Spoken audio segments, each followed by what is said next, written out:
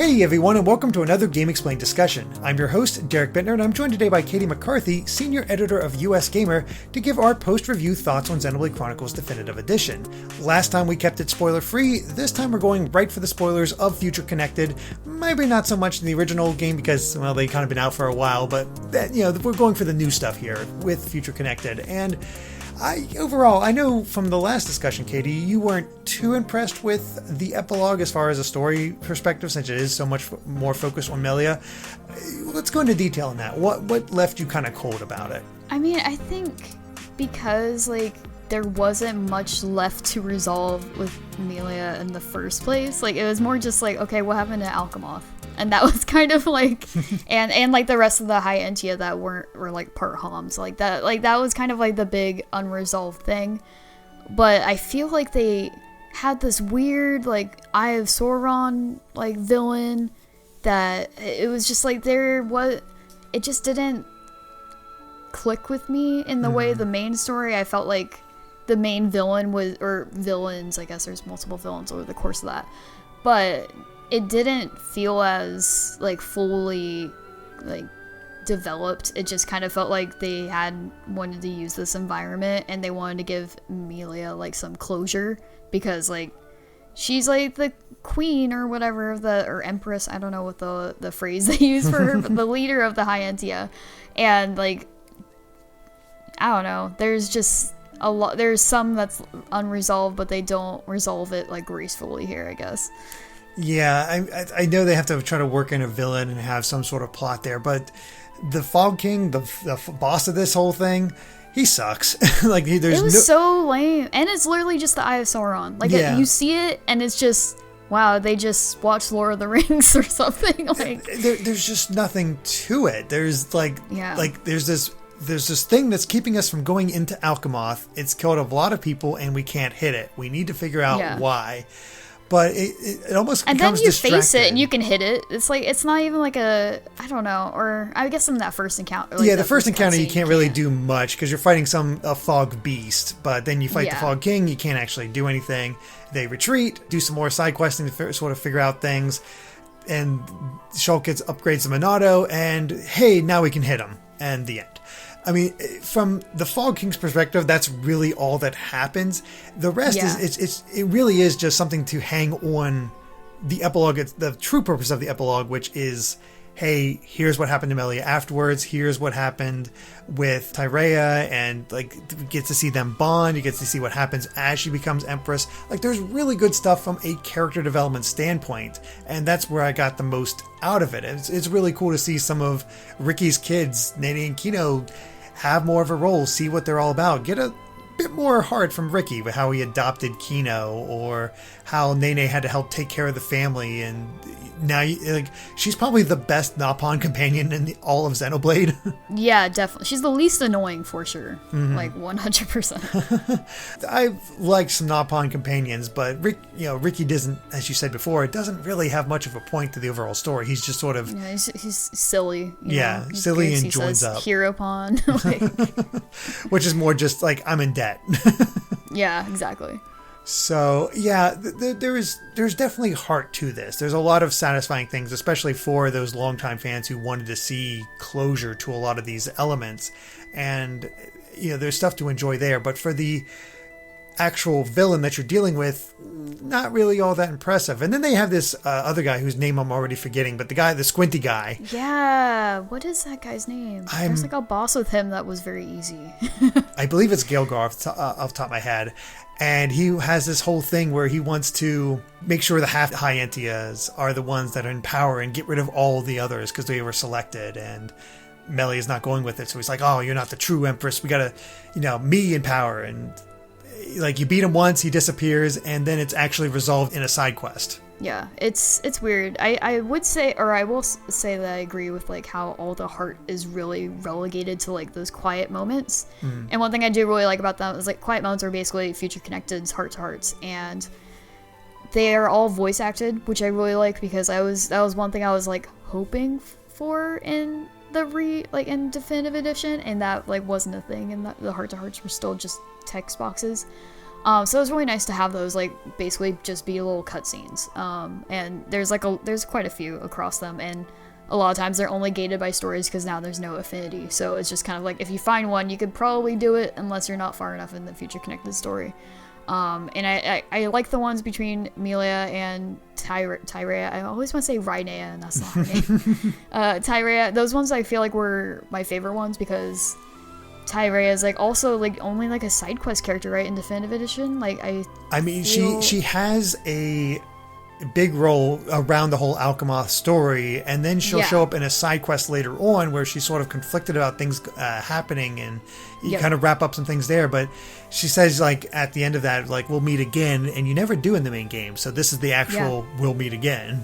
And I like their relationship because they still kind of, like, have this, like, not antagonistic, but, like, I guess sisterly bond, you know? Like, they butt heads a lot. They have very different, like, ideas for things, and then by the end of it, like, they had, like, work out a deal where it's like, yeah, like, Melia's empress, like, but she's kind of like the shadow to her, like, or Tyrea's gonna be, like, kind of being the behind the scenes type of person, like, helping her. And how they, like, come to that, like, the conversation where they come to that decision is, like, very nice.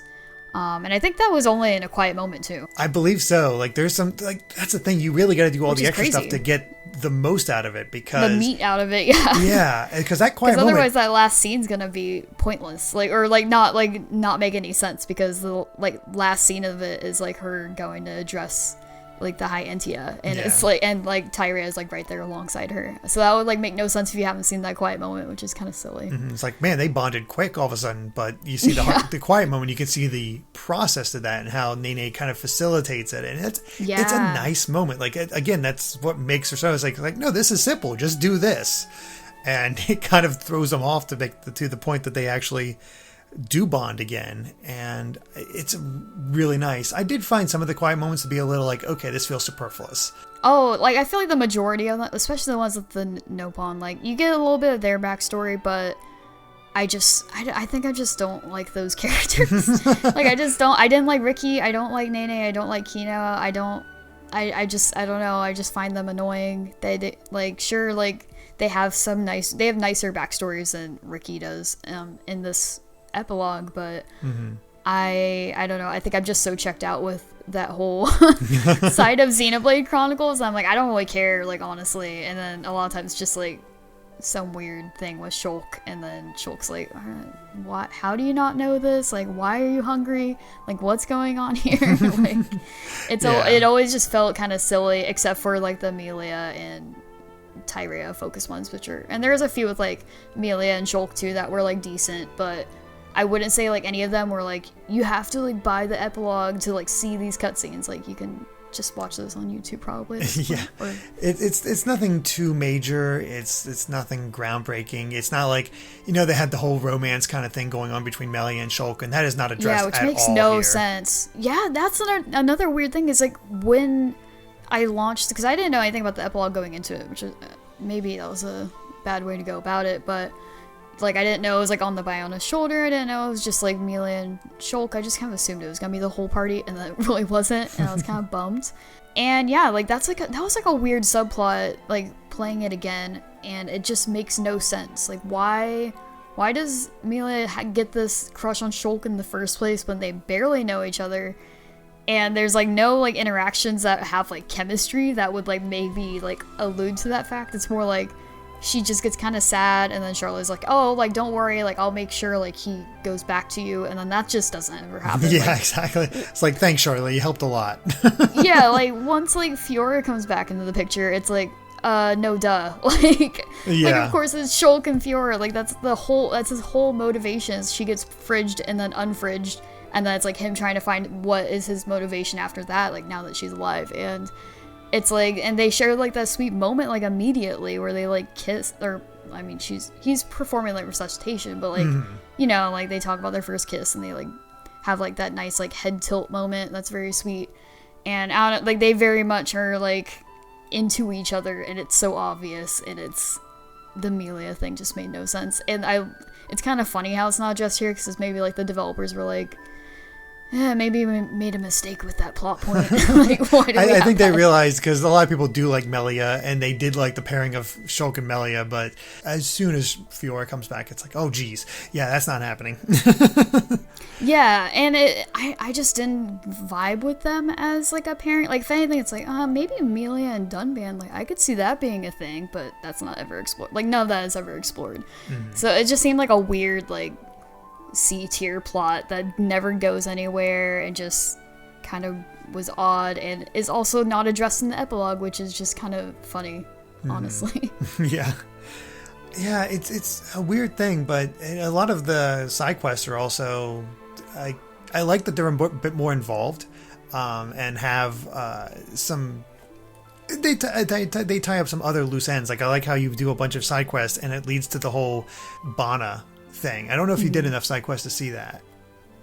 So there's the whole side quest, if I remember correctly, in the original Xenoblade, involving a character named Bana, a Napon, and basically you eventually discover there's like a pseudo drug trade going on between all of it, and he's the one behind it. And as punishment, he gets made to run in a wheel for a long time to help with the pollen works, and that's how he's punished for all the bad things he's done.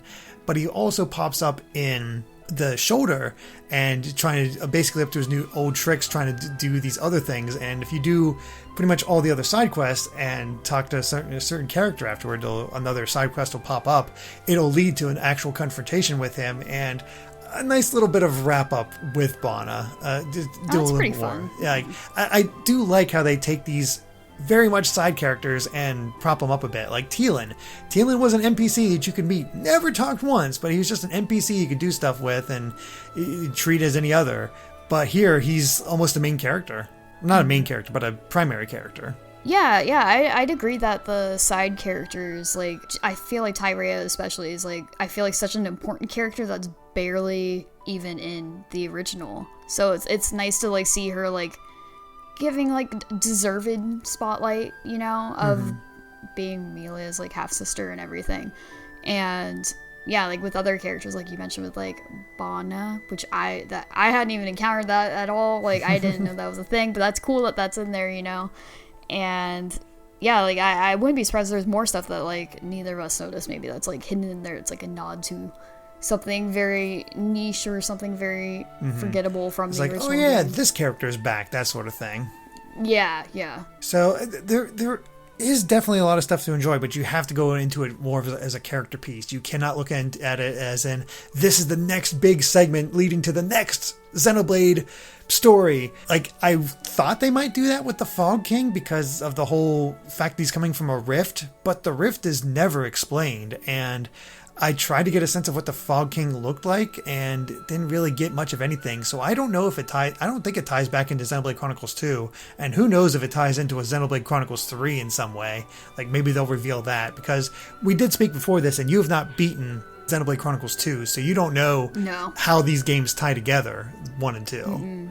And no, I have zero knowledge, like, because I play, like, I don't know, like, in my eyes, I was like, oh, like, you know, like, the sword, like, like, the Monato's kind of a person, in a way, like, basically, like, you know, like, that's kind of how I saw, like, the Xenoblade 2, it's like, now they just, like, blew that up like crazy, now everyone's a Monato, you know? Yeah, it's kind of the sense that you get it at first, but especially now, and if you replayed 2 and got to the end, especially the end, you would appreciate its ending so much more in what it does. Because it gets pretty crazy, and there's a pretty fantastic connection between the two games. And I was looking for a similar connection that might tie in more or have a sort of thing like that. And especially with a Rift, I like, oh, there's a perfect opportunity. But no, not really. They don't do that. And it's a shame, but you kind of just have to be like, well, oh well. Yeah, it's very just self-contained. It's very much like a capital E epilogue, you know, like, yeah, especially with future in the name, you just think, your mind immediately goes to like, oh, it's gonna be connecting to Xenoblade Chronicles 2, and then it just doesn't. And that's just, I don't know, it's fine, I guess. I just feel like there wasn't really that much to even wrap up with the original game, you know? So it just was a weird choice to really put the focus fully on just Melia's journey. Because Shulk's really just along for the ride. Like, he's barely... Oh, Shulk has no purpose other than, like, oh, hey, now you can hit the Fog King. Yeah, he's just, like, he's hanging out, you know? Just helping a friend. He's the main character supporting. That's about it. Exactly. I wonder, like, would it have been better without a Shulk? I guess Shulk, yeah, he serves that purpose at the end where it's like, oh, my Monado upgraded again. I'm ready. Yeah, and that's why... just what it comes down to. I don't think it's worth buying this definitive edition just for the Future Connected, but as an addition, as an addendum, as well an epilogue, it serves its purpose well. You just have to know exactly what you're in for. Yeah, like, it may be underwhelming, but I can't say I was like, man, I shouldn't have played that. Like, sure, you can just watch you could just watch all the cutscenes on YouTube probably and get the same experience if you really don't want to spend an extra dozen hours on the game. But I feel like like what we discussed on the other video, the like battle system in Future Connected is really interesting and really different, in good ways and bad. Like, I really like the Nopon reinforcement system, and there's still interesting new stuff they do here, not just narratively, that is worth checking out, at least seeing if you vibe with it or into it. But definitely is not like you buy the game for this type of thing. It's not the standalone additional experience that Torna it was for Xenoblade Chronicles 2. Yeah, because I remember that being pretty expansive from what I heard. Like, I didn't play it, but that was like a pretty substantial DLC thing. And this is not that, but also, does it really matter? Not really. You're more in it for playing the main game again, but like in a much smoother experience. Exactly. So... yeah, like I said, I'm not upset that I played this at all. It just definitely has its weaknesses compared to the main story. And yeah. Anything else that you wanted to say about the Future Connected DLC or story-wise? Anything else? Not really. I think we summed it all up. Like, it's decent. It's just not like great or anything, you know? It's fine. It's fine. All right, well, I think that covers it for our Xenoblade Chronicles Definitive Edition post-review spoiler discussion. So thank you for watching, and if you like this video, be sure to like us on Facebook and Twitter at GameXplain. And Caty, where can they find you at? You can find me on Twitter at YouMakeCaty, that's YUMECATY. You can find my work on usgamer.net. You can find my podcast, Bad End Podcast, on any podcast service like iTunes, Spotify, whatever. We're at Bad End Podcast on Twitter. And yeah, that's pretty much it. Cool. And of course, make sure to subscribe to GameXplain and ring that bell for more on Xenoblade Chronicles and other things gaming as well. Until next time, bye.